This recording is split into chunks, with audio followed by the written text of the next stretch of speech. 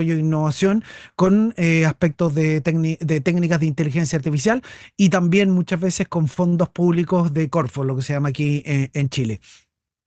Yo particularmente tengo el orgullo de haber desarrollado mi Master of Science en la primera mitad de los 90, es decir, prácticamente hace 30 años yo saqué un Master of Science en inteligencia artificial y desde entonces he estado trabajando en tecnología.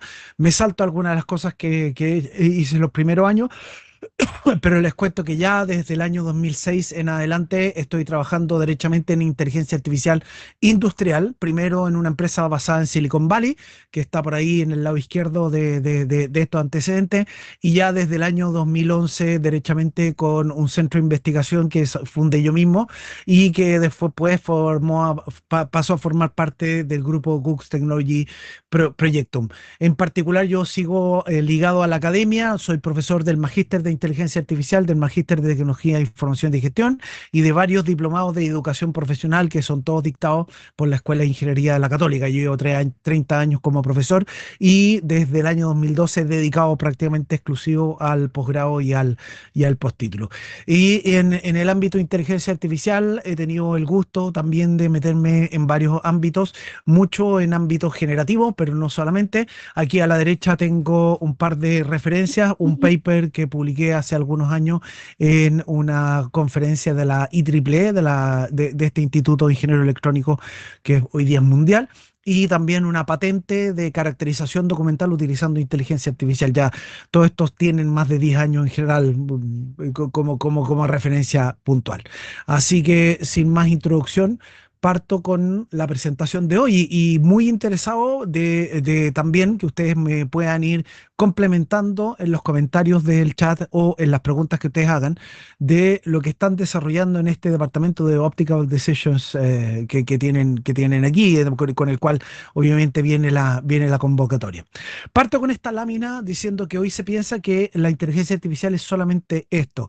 Yo sé que la gran mayoría de ustedes son personas que están en la academia, que están obviamente con un nivel de conocimiento del estado del arte, de la tecnología y de la ciencia bastante más avanzado que el promedio de la población, evidentemente, y sobre eso yo entiendo que ustedes saben que hay muchas otras cosas de inteligencia artificial. Igual yo voy a hacer un resumen muy general para ubicarnos, para posicionarnos en los tres grandes ejemplos que les voy a contar en la presentación de hoy. Sin embargo, esta pantallazo que se ve de este asistente que es Copilot, da lo mismo, un ChatGPT, un Gemini, Copilot, Grok, Claude, cualquiera de los que ustedes ya conocen, son herramientas tremendamente poderosas, sobre todo en ámbitos de análisis documental y por supuesto en características narrativas.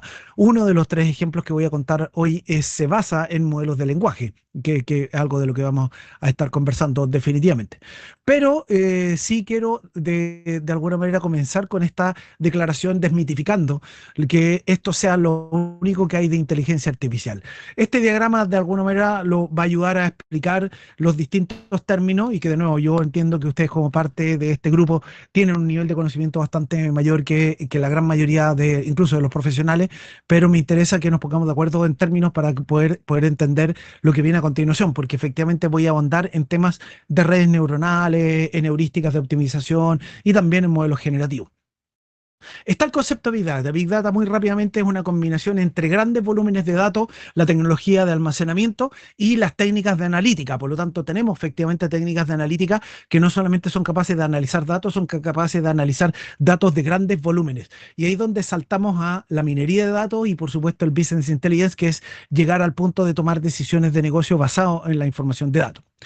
¿Dónde entra la inteligencia artificial? La inteligencia artificial nació por ahí, como término, apareció en la conferencia de Dartmouth del 55 por el profesor John McCarthy, que efectivamente ya se estaban desarrollando los primeros estudios en redes neuronales desde el 43, pero desde el punto de vista práctico, todo lo que tiene que ver con inteligencia artificial nació como una rama de la ciencia de la computación que buscaba emular las capacidades intelectuales del ser humano. Por lo tanto, nació separado del mundo de la ciencia de datos.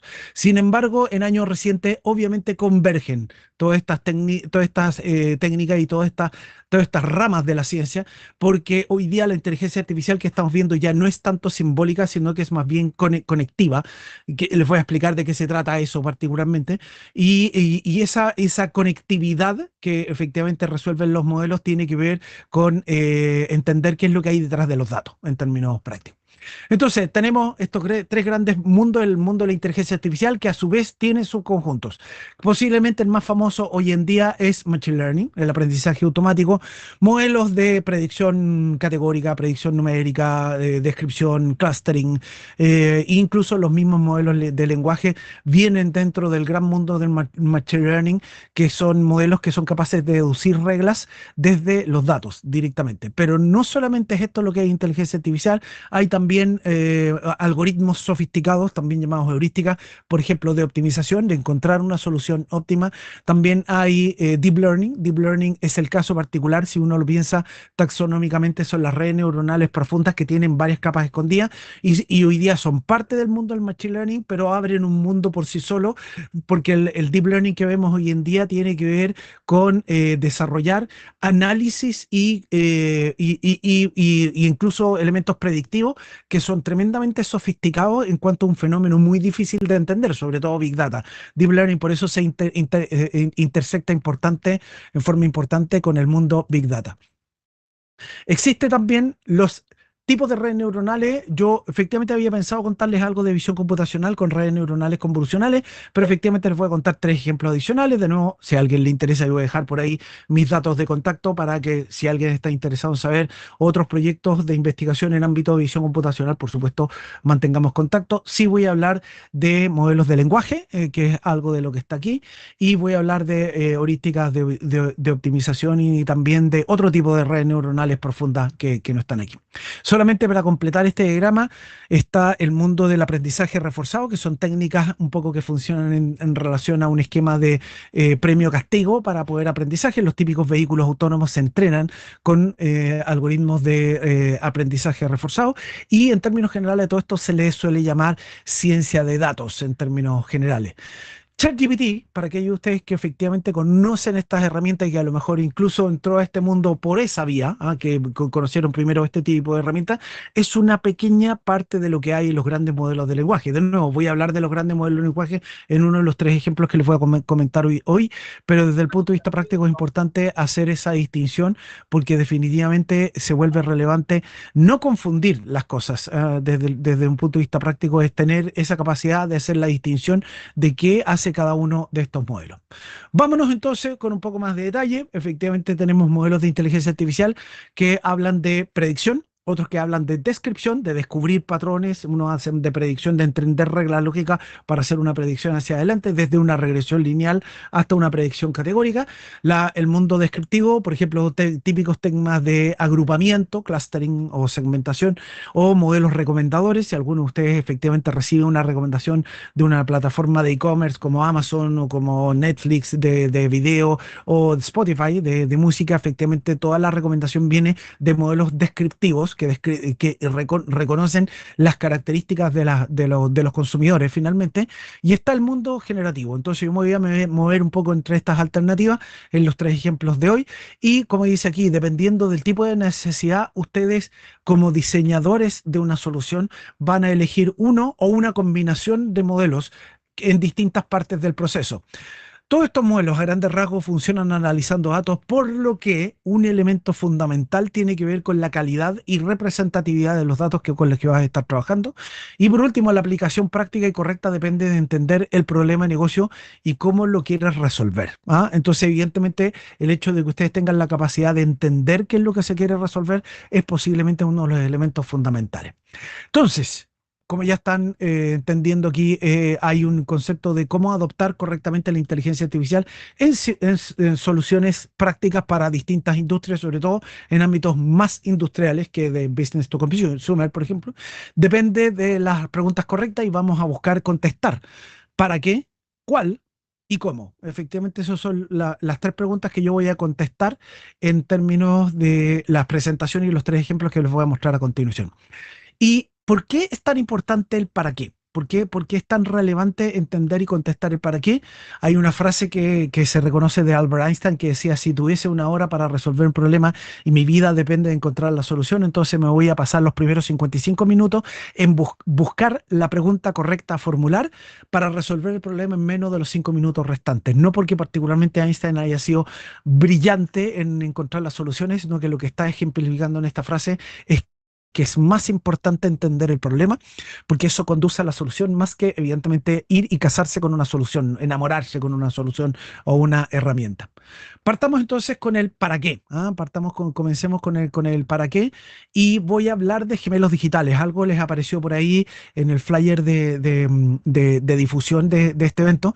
Y efectivamente los gemelos digitales, que les voy a dar una introducción, y seguramente varios de ustedes que tienen alguna conexión con el mundo industrial, es una representación virtual dinámica y precisa de un activo, de un proceso, de un sistema o de una entidad física del mundo real. Yo les voy a mostrar dos casos concretos de gemelos digitales, uno de una planta de distribución de agua y otro de un aeropuerto. En particular, ahí tengo, es justamente como adelantó Juan Carlos, tengo una historia con el aeropuerto de Lima hace muchos años atrás, así que no es una solución que esté aplicada hoy en día, pero eso fue un estudio bien interesante que hicimos por ahí entre el 2012 y el 2013 que les voy a compartir.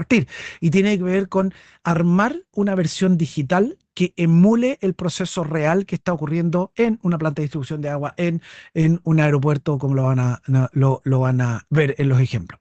¿Cuál es el objetivo del gemelo digital? Varios de ustedes que a lo mejor ya está conectado con esos términos, optimizar la toma de decisiones, es decir, que yo pueda como operador, como empresa o como gerencia de operación de lo que corresponda, tomar decisiones eficientes, tomar decisiones de activación para mejorar el throughput del proceso, para mejorar la efectividad, para reducir los costos de mantención, o lo que corresponda.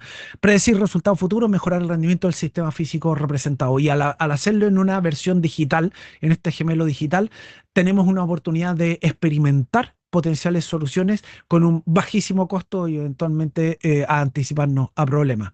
Básicamente, como dice ahí, simulan escenarios hipotéticos, permiten probar cambios o estrategias de optimización, por ejemplo, cambios en las características o la configuración del proceso, sin que eso tenga un impacto muchas veces muy costoso en el sistema real. Y por último, la idea es que en esa simulación, en esa versión digital, tengamos la oportunidad de identificar reales y potenciales problemas, ineficiencias o fallas, de manera que obviamente tengamos la capacidad proactiva de ir a resolverlos antes de que generen algún perjuicio real. Eso evidentemente, sobre todo en ámbitos industriales, si uno se mete en el mundo de la minería, una mejora de un 1% significa una cantidad de millones de dólares en ahorro de costos o en mejora de rendimiento que son significativos. Por lo tanto, cuando tú tienes soluciones de este nivel que aplican en órdenes de magnitudes de aquellas, evidentemente es algo que vale mucho, mucho la pena.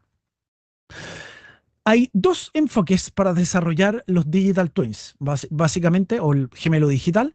Uno, como ya les estaba adelantando, es utilizar una técnica de modelos matemáticos, se le llama simbólico, reglas simbólicas o reglas lógicas que fueron entendidas por el estudio y comprensión de los fenómenos físicos, electrónicos, químicos, lo que corresponda, obviamente, reflejando el simbolismo del comportamiento del sistema. Se usa el término de la inteligencia artificial simbólica, sistema simbólico. Es un tema que se ha ido perdiendo en el último tiempo, se utilizaba mucho en la década del 80 y del 90, sobre todo algunos de ustedes que alcanzó a escuchar un término que se llamaba sistemas expertos, que eran sistemas que tenían inteligencia artificial. Estoy hablando de 30, 40 años atrás, y esa inteligencia venía implementada en forma simbólica, si lo entendemos como una programación if then else, como una lógica, pero que efectivamente un humano estudió, entendió y después la plasmó en una estructura de código de programación, en términos prácticos. La otra alternativa es el enfoque conexionista. Y si bien es cierto, los dos son factibles, el conexionista tiene la ventaja, no así, y el simbólico tiene otras ventajas. El conexionista tiene la ventaja de aprender de los datos, de prescindir, de no necesitar que un humano estudie el fenómeno, que un humano haga una investigación profunda de modelos matemáticos, modelos estadísticos, modelos con otras características que eventualmente representen partes del proceso. Eventualmente tú a través de los datos reales y representativos del proceso, tú puedes construir modelos que automáticamente deducen las características de esa parte del proceso. Y ahí les voy a mostrar algunos ejemplos en particular. ¿Por qué esto es importante? ¿Por qué esto es importante? Porque finalmente, para poder hacer esta aplicación de modelos de inteligencia artificial simbólica o conexionista basada en datos en términos prácticos en contextos industriales para aumentar la eficiencia gracias a estos gemelos digitales, vamos a utilizar estos modelos. Y estos modelos son una representación simplificada, inevitablemente es una representación simplificada del mundo real, pero aún así pueden ser tremendamente útiles. Me traigo otra frase de un estadístico británico que se llama George Box. Falleció ya hace unos años, pero dijo esto hace varias décadas atrás. Todos los modelos son una simplificación de la realidad y por ello todos los modelos son incorrectos. Los modelos, al ser una simplificación, de alguna manera tienen algún tipo de error porque evidentemente no está capturando toda la complejidad del fenómeno real. Sin embargo, a pesar de tener esa limitación, definitivamente pueden ser muy, muy útiles. Y con esto parto con el primer ejemplo, que efectivamente se llama la optimización de asignación de puertas de embarque. Y parto esto con un ejemplo de cualquier aeropuerto. Esta es una foto del aeropuerto de Santiago, pero les voy a mostrar otras fotos del aeropuerto de Perú, porque esto lo desarrollamos también en Perú. Y seguramente varios de los que estamos aquí, que hemos volado en avión y hemos aterrizado en algunos de estos aeropuertos, hemos escuchado por parlante alguien que dice que de la tripulación, que dice: estimados pasajeros, hemos aterrizado antes de itinerario y la autoridad aeroportuaria nos ha pedido esperar que se desocupe el estacionamiento designado. 5 minutos, 10 minutos, 15 minutos, algunos casos más dramáticos de 30 minutos, 60 minutos de espera. ¿Por qué? Porque efectivamente hay una asignación que hace el administrador aeroportuario del vuelo en el que tú vienes, está asignado a la puerta tanto, porque hay también ciertas restricciones, si es una puerta de conexión internacional o nacional, si es una puerta para aviones de tipo A, de tipo B, de tipo C, etcétera. Si no funcionan las puertas, las mangas, te van a buscar en un bus. Hay un montón de otras alternativas, pero aquí hay un factor que es tremendamente relevante de resolver y les voy a contar cuál es el problema de negocio. Un aeropuerto como este, como el que ustedes tienen en Lima, recibe más de 200 vuelos a diarios y eso requiere que alguien de la operación le asigne los puntos de estacionamiento. Esto es una foto aérea del aeropuerto de Santiago, pero no es muy distinto al aeropuerto que ustedes tienen ahí, Jorge Chávez, en Callao. Y en términos prácticos, tenemos aquí los aviones que están conectados a través de estos puentes, la manga, que le llamamos coloquialmente, y alguien en la sala de control operacional efectivamente está haciendo una asignación en esta pantalla tipo Cartagant, para poder designar entre esta hora y esta hora va a estar en esta puerta de embarque, va a estar el vuelo, tanto el avión que corresponde a un Airbus 319, 321, lo que sea, cosas de ese estilo. ¿Dónde está el punto? ¿Dónde está el punto? Efectivamente, esto que a ustedes seguramente les ha tocado, este sí es el de Lima, y se dan cuenta, dice: cuando un avión aterriza y el puesto asignado no está disponible, sea porque el avión se adelantó o porque el avión anterior se atrasó en despejarlo, el avión que viene llegando debe esperar en losa. Es muy difícil cambiarle la puerta de embarque en ese momento cuando ya aterrizó, por un tema logístico, tema de los servicios, temas de tratado. Hay un montón de temas operacionales derivados que hace que la asignación dinámica en ese momento no sea factible. Pero en paralelo, por regulación aeronáutica, no se pueden apagar los motores. Y apagar los motores, o no apagar los motores, estos son números de hace algunos años atrás, pero un promedio diario de 4 minutos de espera por vuelo se traduce en $2 millones en gasto de combustible en el aeropuerto. Posiblemente hoy día estemos actualizando esos números a más bien 3, 2,5 millones, 3. O sea, estamos hablando de números muy, muy grandes. Razón por la cual aquí hay un objetivo que tiene un valor industrial tremendo, que es evidentemente encontrar una asignación de vuelo a los puestos que elimine o minimice la espera de vuelos entrantes. Y ahí viene la pregunta de cómo lo puedo resolver. Y yo les voy a contar. Efectivamente, aquí hay tres grandes desafíos que se resuelven con un gemelo digital. Más allá de si uno usa ese nombre o no, se resuelve con una versión que simule finalmente todo el proceso de acá. Finalmente, número uno, primer objetivo: evitar las esperas por la conexión del puente, por la conexión del puesto de estacionamiento. Segundo, maximizar, y esto es un beneficio para la autoridad aeroportuaria, para la administración aeroportuaria, maximizar la cantidad de mangas, de vuelos que son desembarcados a través de la manga, versus los que son a través de un bus que te van a buscar. ¿Por qué? Porque el bus, más allá de que efectivamente se puede hacer y funciona y funciona bastante bien, tiene alguna lógica operacional bastante más compleja, porque no es solamente los pasajeros, también evidentemente es ir a buscar el equipaje y hay mayor distancia y hay una serie de desafíos. Y lo último, que normalmente es un desafío para las autoridades aeroportuarias, es proyectar el crecimiento con la infraestructura actual. ¿Seremos capaces de atender más vuelos sin tener que hacer construcciones de obras civiles mayores? Y eso evidentemente requiere hacer una simulación de vuelos que no existen en la vida real para poder determinar si eso es factible o no. Eso lo puedes hacer de nuevo en un gemelo digital. digital. ¿Dónde viene la técnica? Entonces, tenemos un motor de asignación óptima, efectivamente, que es el que recorre las alternativas de asignación de este vuelo a esta puerta de embarque y eventualmente hace un recorrido de los 200 y tantos vuelos del día y con eso llega a una configuración ideal. Esa asignación requiere heurísticas sofisticadas, particularmente de inteligencia artificial, como les voy a contar en este caso.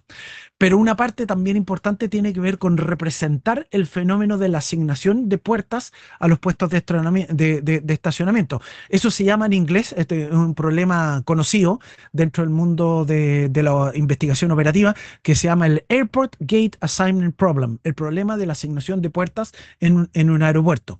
Y eso evidentemente requiere varios modelos bien especiales. Y por supuesto, una vez que tú ya tienes un aeropuerto específico en el cual que tú quieres trabajar, tienes que hacer una configuración adaptada al caso específico del aeropuerto. Típicamente, tú metes heurísticas de inteligencia artificial, por ejemplo, métodos de búsqueda, que efectivamente son modelos que encuentran dentro de un ámbito, un dominio, soluciones utilizando aproximaciones muy rápidas, porque si tú trataras de hacer todas las combinaciones posibles, normalmente esto crece en orden exponencial, un logaritmo de n cuadrado y cosas de ese estilo. O sea, son problemas de complejidad o logaritmo de n factorial en términos prácticos. Entonces, aquí es donde está este gemelo digital que yo les voy a contar y esto normalmente requiere una adaptación, una suerte de proyecto a implementación. ¿Qué significa la optimización?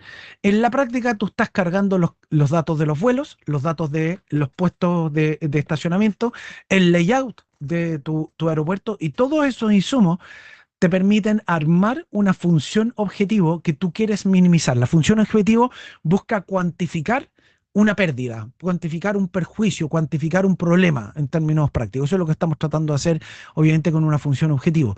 Y si tu heurística de optimización, en este caso, por ejemplo, un algoritmo genético, que es el que les voy a mostrar, de aquellos que no conocen los algoritmos genéticos, lo pueden googlear, algoritmo genético, que básicamente toma la lógica de la teoría de Darwin de la genética el más fuerte sobrevive, digamos la supervivencia del más fuerte, utiliza esas metáforas para encontrar una solución que sea la más beneficiosa y sobrevive a las iteraciones. Esa es básicamente la idea.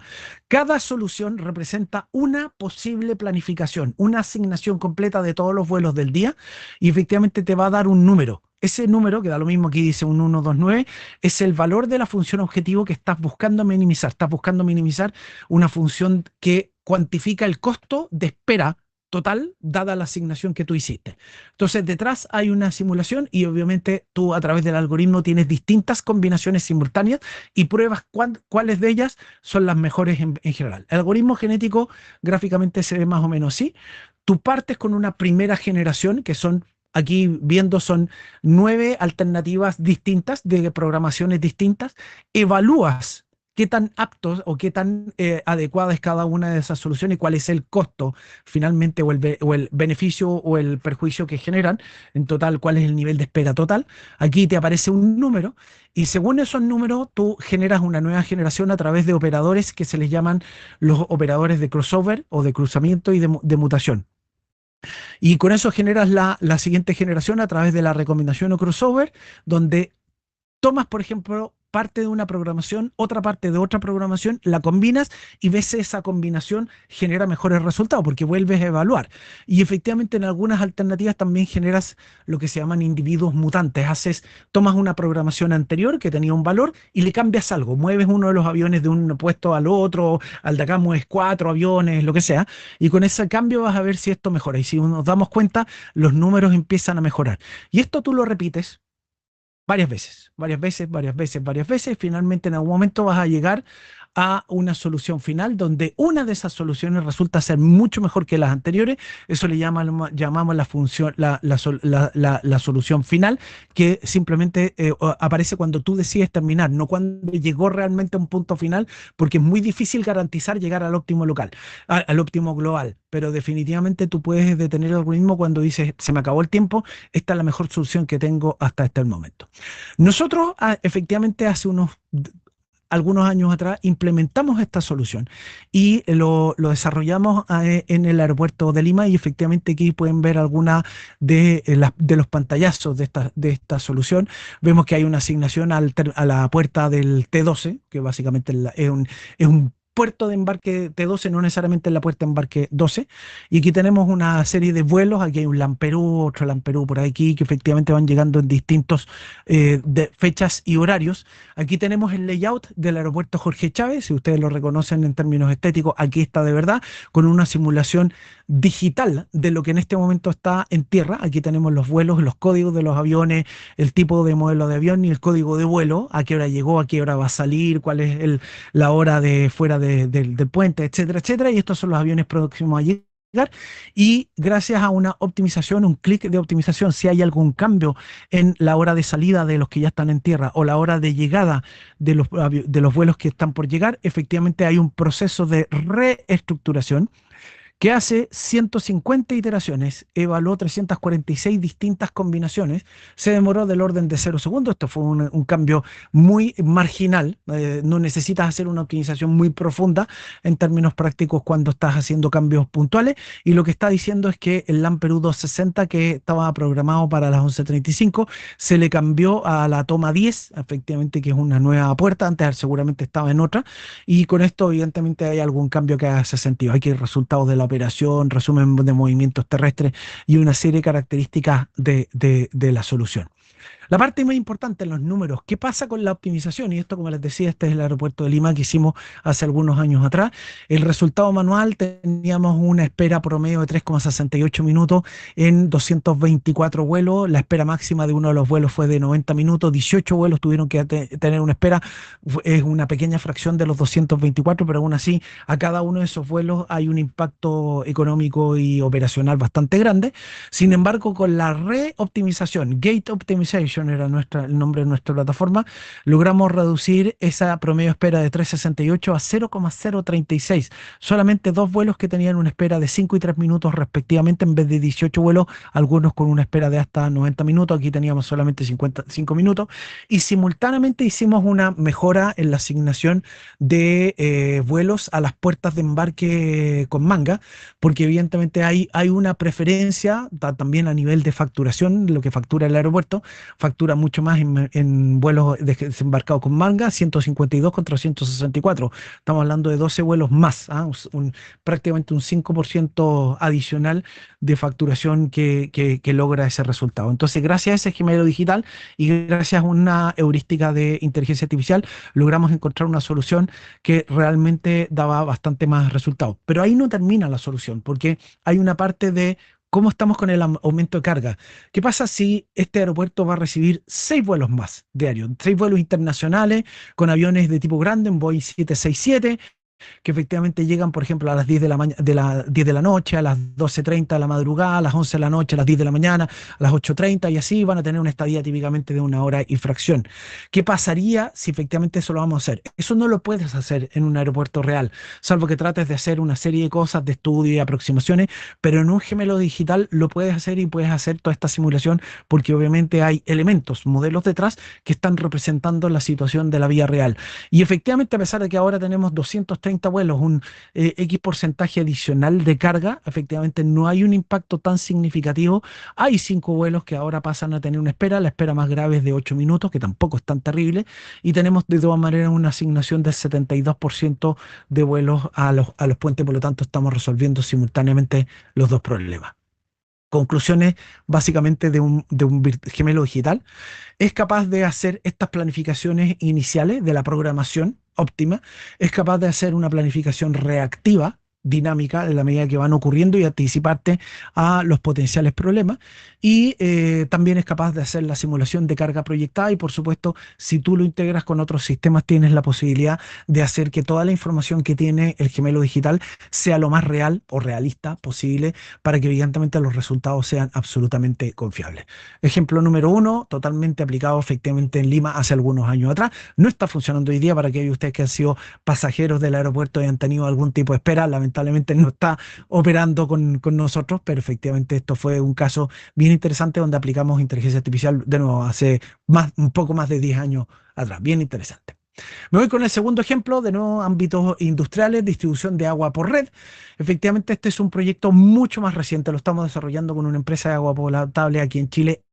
Ahora mismo hemos estado trabajando los últimos 3 meses en desarrollar este sistema. ¿Y dónde está el desafío? Aquí tenemos el flujo de agua desde la cordillera, ocurre en Chile muy similar a como ocurre en Perú, tenemos cordillera, la cordillera de los Andes, que es una fuente de agua, de hielo, de nieve, evidentemente muy relevante, y por supuesto la gran mayoría de los cursos de agua fluyen desde las alturas de la cordillera hacia el mar, atravesando el Valle Central, que es donde están ustedes seguramente y yo en este caso aquí en Santiago. El agua fluye de ahí, pasando por puntos de distribución y obviamente las plantas van acopiando el agua según obviamente tienen los compromisos con sus clientes de tanto residenciales como industriales, que obviamente tienen cuotas de agua establecidas. De hecho, uno en general debería tener y cumplir con un compromiso tanto para las áreas residenciales como las industriales, en teoría. El sistema normalmente tiene una alta complejidad porque hay un extenso trayecto y hay una variabilidad de consumo. No depende solamente de cuáles son los elementos que hay dentro del trayecto, tiene que ver también con el consumo de las partes intermedias. Por lo tanto, tradicionalmente ese conocimiento está en operarios de muchos años de experiencia, y eso evidentemente implica que cuando estas personas se jubilen o si se quieren ir por cualquier razón, evidentemente hay parte de ese conocimiento que se pierde. Entonces, de nuevo, recurrimos a un gemelo digital porque esa dependencia genera los posibles desafíos que un modelo gemelo digital puede capturar y aprovechar para lograr esa robustez y optimización operativa. ¿Cómo se hace esto? Entonces, si tú tienes una red de agua genérica, tú tienes tu fuente en la cordillera, tienes plantas de tratamiento, tienes acopio, típicamente son embalses, reservoirs les dice ahí en otros países.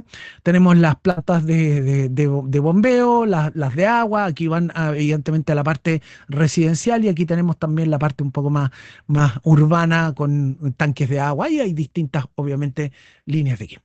La pregunta es cómo representamos esto. Y efectivamente el esquema tradicional es ir por modelos matemáticos, estudiados por gente a través de estudios físicos de incluso del siglo XIX, varios de ellos son del siglo XX, pero evidentemente el desafío que tienen esos modelos, que como bien decía George Box, son aproximaciones, igual que los modelos de inteligencia artificial, pero las aproximaciones matemáticas se restringen a la capacidad matemática de quien los modela y por supuesto del lenguaje matemático utilizado, o de cuánto de la física está capturando ese modelo de matemático. Sin embargo, si tú metes otro tipo de modelo, y aquí es donde voy a entrar en el mundo de las redes neuronales no voy a hablar de una clase de redes neuronales, voy a asumir que la gran mayoría de ustedes entienden lo que es una red neuronal. Son modelos muy versátiles, muy cambiantes, muy flexibles al diseño de un diseñador, valga la redundancia, y en particular el mundo deep learning, del aprendizaje profundo, se basa en redes neuronales que tienen varias capas escondidas, o llamadas también redes neuronales profundas. ¿Cuál es la gracia de las redes neuronales profundas? Es que son capaces de capturar relaciones complejas, mucho más complejas que otros modelos quizá más simples. A lo mejor algunos de ustedes conocen modelos más simples como un árbol de decisión, un random forest, un KNN, un Naive Bayes, quizá un super vector machine que tiene un componente matemático muy potente. Son modelos de machine learning más tradicional, mientras que las redes neuronales, las originales son tradicionales, pero las nuevas, las deep learning, tienen muchas más capas escondidas que son factibles hoy en día porque tenemos la capacidad computacional para implementarlas. Son capaces de capturar relaciones mucho más sofisticadas y mucho más complejas que ni siquiera los seres humanos somos capaces de entender. ¿Qué significa esto? Entonces, si tú armas una red neuronal, en muchas de las capas, los nodos van a estar representando efectivamente distintos componentes de la red de distribución. Aquí aparece el nodo que corresponde al embalse de acopio de agua. Aquí tenemos un nodo de tanque. Aquí tenemos conexiones de tuberías de reales. Aquí vienen por ahí las bombas. Aquí tenemos válvulas por ahí conectadas entre medio. Y entonces diseñamos una topología de red neuronal, también llamado red neuronal de grafo, que efectivamente está haciendo conexiones entre distintos componentes para poder simular de la forma más fiel y representativa posible el comportamiento real del flujo de agua con todos los componentes que evidentemente están andando de por medio. Si uno entra ya al diseño específico, y estos son papers relativamente nuevos, varios de estos estudios salieron en el 2024 en trabajos que se han estado desarrollando, efectivamente tenemos capas heteroconvolucionales. Hay una operación muy potente hoy día que se utiliza sobre todo en redes neuronales que se aplican en el contexto de visión computacional, que son redes neuronales convolucionales. La operación de convolución es una operación matemática muy interesante, una operación algebraica finalmente, que reconoce el calce de patrones en distintas partes de una matriz de análisis. Y en esa matriz de análisis tú extraes dónde hubo el mayor calce. En la medida que hubo varios calces grandes, eso se convierten en patrones que una capa de max pooling posterior a la convolución captura y efectivamente puede empezar a entender cómo esos patrones van a contando una historia de comportamiento. Eso es lo que tenemos aquí. Efectivamente, tenemos un montón de capas que se van intercalando secuencialmente, que nacen evidentemente de esta parte inicial que es la representación, es la capa de entrada, la representación de la red de distribución, y finalmente tenemos la siguiente, la continuación de la red de distribución, que está explicada en parte por el comportamiento de las capas neuronales que están por aquí entre medio. Eso significa, en la práctica, que proyecciones, pronósticos o fotos del estado futuro, es decir, vamos a predecir, inteligencia artificial predictiva, el futuro de la red, donde cada nodo en el periodo T tendrá, dependiendo del tipo de nodo, un caudal, una presión y un volumen determinado. Te está hablando de las características de cómo está funcionando la distribución de agua en esa parte de la red. Y efectivamente, estas redes neuronales que tienen varias capas secuenciales, esa secuencialidad permite capturar elementos de tiempo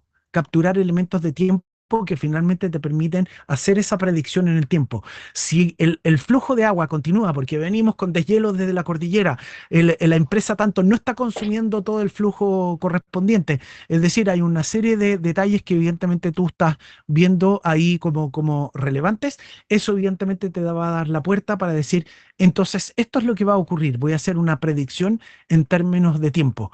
A lo mejor aquí en la audiencia hay algunos que conocen redes neuronales o diseños de redes neuronales que manejan ese concepto de secuencia. Las redes neuronales recurrentes, las GRU, las LSTM, más recientemente el mecanismo de atención que se utiliza muy fuerte en los grandes modelos de lenguaje, que vamos a hablar el ejemplo a continuación. Esos tienen características de esta secuencialidad y eso tú lo puedes ir representando correctamente a través de estos diseños de redes neuronales que te van a resolver. Entonces, aquí tenemos otro ejemplo de gemelo digital, donde efectivamente el comportamiento de tu red de agua lo simulas a través de nodos de una red neuronal, ahí donde está tu representación de la realidad del mundo, del mundo real. Es fiel al mundo real lo más cercano posible, no siempre tiene todas las características, no siempre captura todos los elementos que hay dentro de la complejidad de un sistema como una red de distribución, pero evidentemente la gracia de estos gemelos digitales con redes neuronales es que en la medida que tú tienes datos y no necesariamente tú entiendes la lógica, tú no necesitas la comprensión profunda de la física del fenómeno, tú dejas que los datos expliquen el fenómeno al modelo, en vez de tú tener que hacer el esfuerzo de entenderlo. Se desarrolla con datos existentes en el comportamiento del flujo, eso eventualmente es algo que se tiene hoy día en la mayoría de las empresas de agua. Requiere un trabajo de investigación y desarrollo para lograr un refinamiento. No cualquier diseño o no cualquier topología de red realmente va a representar en forma correcta, por lo tanto uno que tiene que trabajar con los datos de entrenamiento, armar estos modelos, ver los resultados, medir el desempeño del resultado, típicamente con indicadores de tipo accuracy, recall, sensitivity, F-score, cosas de ese estilo, para determinar que efectivamente el diseño que tú estás logrando tiene mejores características o peores que el anterior. Y finalmente nos permite esa implementación anticipar y planificar con un mínimo costo. El mínimo costo es básicamente el costo computacional de haber desarrollado y de tener corriendo el modelo, que normalmente son costos relativamente menores, al lado de armar una planta real, al menos de cualquier hora civil, el armar una versión digital es mucho más barato, menos costoso y que potencialmente te va a dar luces de por dónde van los buenos resultados. Lo que estamos tratando, obviamente, es de despejar las dudas operacionales que podamos tener. Nos vamos al último de los ejemplos, estamos en la hora, ahí ve que Juan Carlos se conectó, Sí, efectivamente estamos sí, casi no, en que la hora. justo te quería. No, sí, justo te quería pedir si no es molestia que nos tomemos unos minutos adicionales los que Ningún necesites, problema, Rodrigo, porque hemos empezado un poquito tarde y disculparás, ¿no? Porque tuvimos un problema con el técnico, inicio de la reunión. no Sí, hay problema. ok, excelente, Rodrigo. Muy interesante la charla. Creo que todos estamos muy atentos Es- a este tema de Esperemos. los gemelos digitales. Sí, sí, sí. Esperemos, cambiamos justamente para esta última parte de la presentación al tercero de los ejemplos, que es hablar primero de los grandes modelos de lenguaje, una introducción relativamente simple para que todos entendamos la diferencia entre un modelo de lenguaje y también lo que es un ChatGPT, ¿ah? Que es un asistente conversacional, ¿ah? Así es. En términos prácticos. Así que hago esta aplicación y me tomo otros 10, no más de 15 minutos, a lo mucho, a lo mucho me va a tomar No, 15 no, minutos. el tiempo que tú necesites, agradecido siempre, Perfecto. Rodrigo. Muchas Excelente. gracias. Vi por ahí un emoji de aplauso, así que dentro de las Sí, 80 y tantas eso. personas me quedo con ese emoji. Gracias, Danfer. Oye, ¿qué es un modelo?